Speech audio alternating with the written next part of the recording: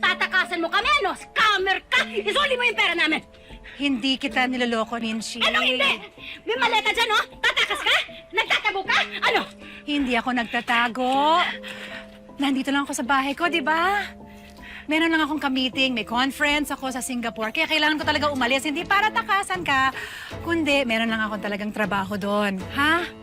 So please, relax lang, Minshi. Just trust me. Trust! Yun nga, nagtiwala ako sa'yo dahil akala ko tutulungan mo kaming makaahon kahit papaano sa kahirapan. Pero hindi! Sheila, mahirap kami. Araw-araw kumakayod kaming para mga kabayo para lang sa peranggot na kita. Alam mo lahat, ibinigay namin sa'yo. Katumbas bawat sentimo nun. Nung tumatagagtag na buti ng pawesan mo namin, bakit mo kami niloko? Sheila naman. Minshi, like I said, ang pera nyo is intact. Yung investment nyo nakalagay sa stock market. Kung hindi ka nagloloko, sumama ka sa amin. Humarap ka doon sa mga taong nag-invest sa'yo. Hindi ko pwedeng gawin yon. Bakit? Kasi totoo.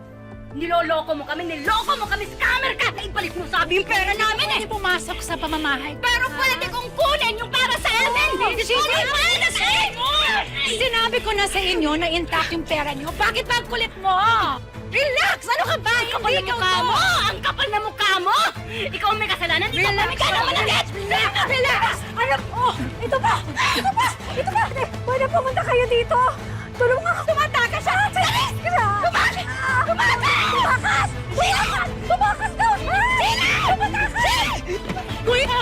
Saan ka pupunta? Hindi ko ito bibitawan! Subukan mo! Ay, Nancy! Hindi ko ito bibitawan! Eh di huwag mong bitawan!